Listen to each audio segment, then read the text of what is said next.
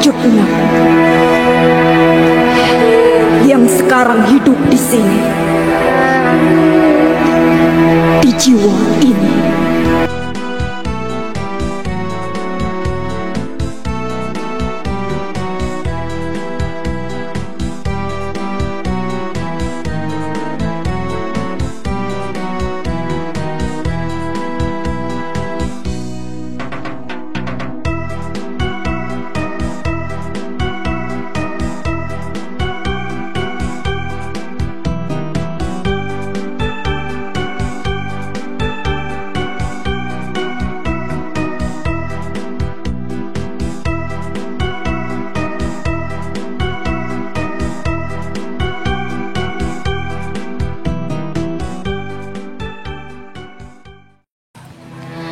Cut Nyadim dilahirkan dari keluarga bangsawan yang taat beragama di Aceh Besar pada tahun 1848.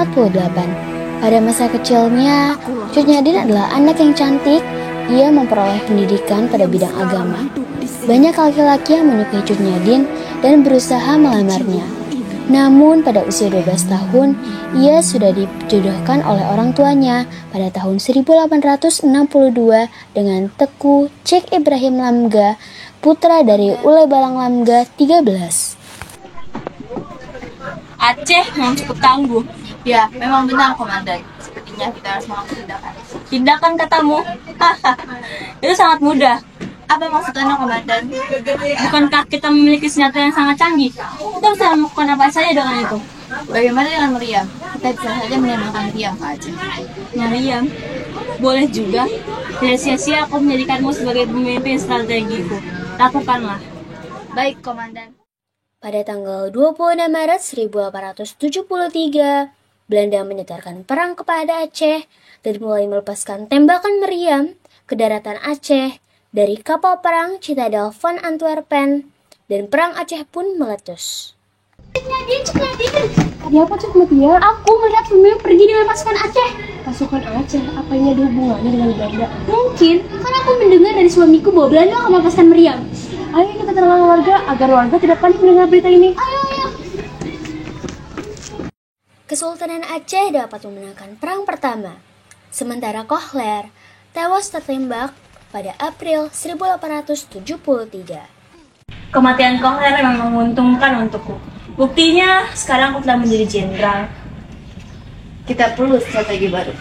Kau menanyakan padaku, bukankah itu tugasmu? Dan aku yang menyetujuinya. Saya hebat daripada jenderal, yang merupakan mantan pengatur strategi yang hebat.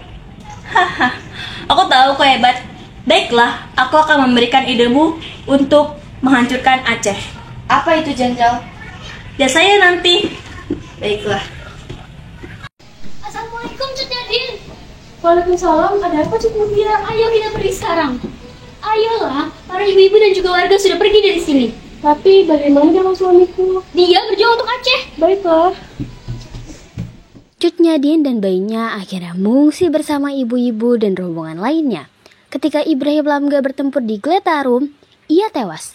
Hal ini membuat Cut Nyadim sangat marah dan bersumpah akan menghancurkan Belanda. Kurang ajar kau Belanda, kau telah membunuh suamiku. Ingat, akan kubalas kau dengan tanganku sendiri. Akan kubalas kau. Aku sudah tua begini, sepertinya aku harus mencari solusi lagi. Apa yang sedang kau bicarakan dengan itu Umar? Aku sudah mencari yang itu yang tangguh dan benar. Sepertinya aku mengetahui seorang yang seperti itu. Benarkah? Bisa kamu melakukannya kepadaku? Baiklah, besok datang ke sini lagi ya. Nyadim, aku ingin memberitahumu sesuatu mengenai... Aku sudah tua gini, masih saja ada tertarik denganku.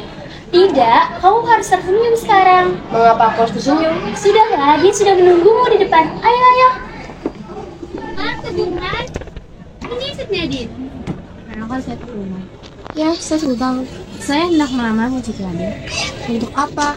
Tapi maaf, saya tidak akan mengundangmu. Cik Nyadim, kau memang wanita pemberani, tangguh dan kokoh dalam medan. Saya kenal ketika kau menikah denganku, kau akan ikut dalam medan perang dan menghancurkan Belanda dengan tangan sendiri.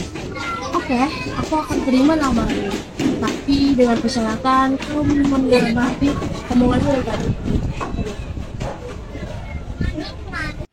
Akhirnya, Cut Nyadim menikah dengan Teku Umar pada tahun 1880. Mereka dikaruniai anak bernama Cut Gambang. Perang dilanjutkan secara gerilya dan dikorbankan secara fisabilillah. Teku Umar melakukan suatu taktik. Untuk bodoh suamiku? Tidak, tapi ini sudah kupikirkan dari lama. Aku tidak akan mengkhianati Aceh. Tapi, lihatlah sekarang. Aku bisa sedekat ini dengan Belanda. Aku bisa membodohi mereka. Percayalah padaku. Baiklah, aku akan percaya padamu suamiku. Lakukanlah apa yang harus kau lakukan. Keesokannya, Teku Umar dan juga pasukannya yang berjumlah 250 orang pergi ke Kutaraja dan menyerahkan diri kepada Belanda. Teku Umar, suatu kehormatan kau dapat datang kemari. Aku sini bersama 250 pasukanku. Apa maksudmu? Apa yang ingin kau lakukan di sini? Aku ingin menyerahkan diriku dan pasukanku. Akan kuterima dirimu dan pasukanmu, Teku Umar.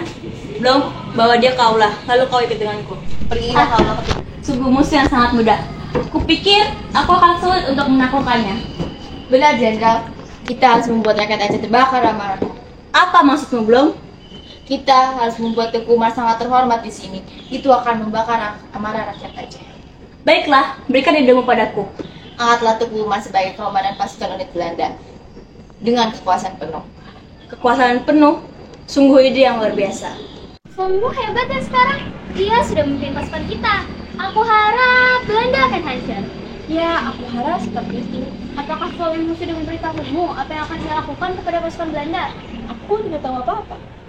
Apakah kau benar-benar tidak diberitahu olehnya? Dia tidak berbicara apa-apa kepadaku. Serius kau tidak diberitahu? Mengapa kau terdiam, Cik Nadine? Tunggu Umar, selamat siang. Selamat siang, Cik Nadine. Bolehkah saya meminjam Cik Nadine sebentar untuk berbicara? Baiklah, dia adalah istrimu. Saya pergi dulu. Assalamualaikum. Waalaikumsalam. Kamu memberitahunya? Tidak, aku harap dia tidak mengetahuinya. Bagaimanapun, dia anak seorang petinggi dahulu. Informasi apapun pasti dia akan tahu. Aku ingin dia tidak tahu soal ini. Sudahlah, kita lakukan ini semua untuk Aceh. Teku Umar masih terus berhubungan dengan Belanda. Ia selalu mencoba untuk memperhatikan taktik Belanda dan mengganti sebanyak mungkin orang Belanda di unit yang ia kuasai. Pengkhianat! Kau dan suamimu adalah pengkhianat. Sopankan suara kau, aku lebih tua darimu. Untuk apa aku bersikap sopan kepada pengkhianat sepertimu? Wahai Cik Nadine, di mana rasa hormatmu kepada suamimu yang pertama yang sudah meninggal demi rakyat Aceh? Kau terdiam, Cik Nadine. Di mana mulutmu itu? Di mana sumpah yang sudah kau ucapkan dengan mulutmu itu? Sudahlah, pergilah kau Mutia. Baik, aku akan pergi. Terima kasih atas pengkhianatanmu.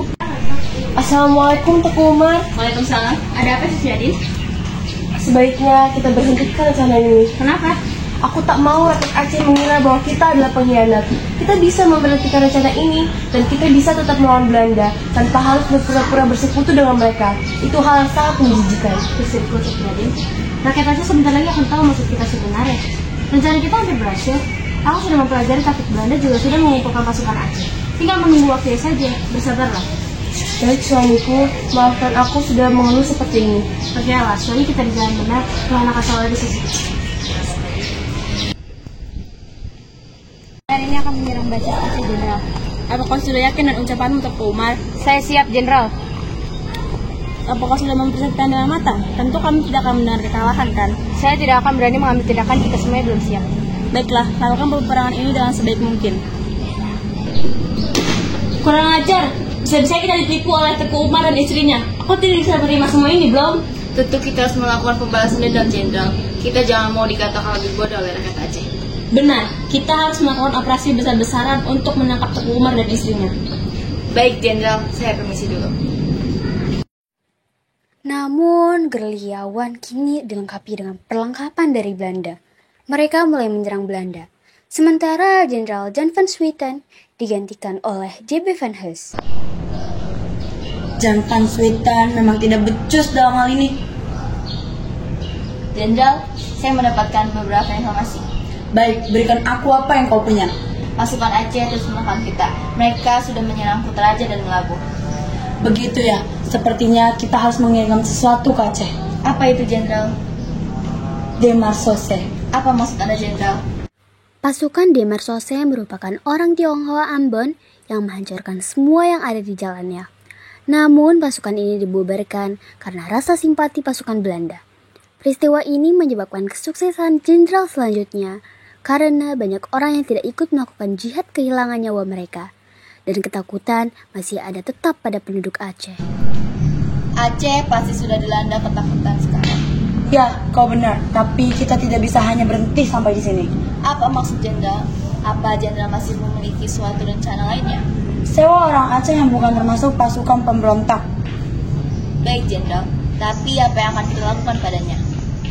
Suruh dia memata-matai pasukan pemberontak dan berikan aku informasi yang penting, bukan sampah.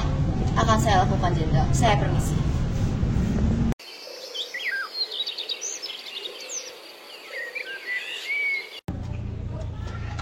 Permisi Jenderal. Ya, silakan duduk. Saya telah mendapatkan informasi dari informan Aceh yang telah kita sewa kemarin. Apakah informasi itu berharga atau hanya informasi sampah? Ini adalah informasi yang sangat berharga. Jenderal akan senang ketika mendengarnya. Katakanlah. Tanggal 11 Februari, Teuku Umar akan melakukan penyerangan ke Melabuh. Bagus, itu adalah informasi yang sangat berharga untukku. Teuku Umar. Sepertinya balasan Belanda yang sesungguhnya baru akan tiba. Aku melihat kesiapan wahai Teuku Umar. Aku harap penyerangan ini berhasil. Doakan saja, kami meminta pertolongan Tuhan agar diberi kemudahan. Itu pasti. Kau berhati-hatilah, berjanjilah.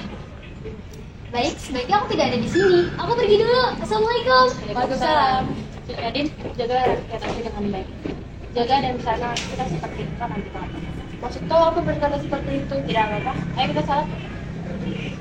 Saat sedang di jalan, Teuku Umar ditembak oleh Belanda dikarenakan Belanda sudah mengetahui rencana beliau. Cik Nadine!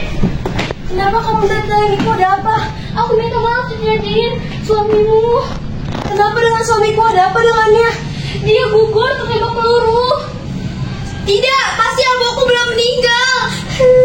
Cut Gambang, sebagai perempuan Aceh kita tidak boleh menumpahkan air mata kepada orang yang sudah syahid. Nadine kemudian memimpin perlawanan melawan Belanda di daerah pedalaman Meolabok bersama pasukan kecilnya dan mencoba melupakan suaminya.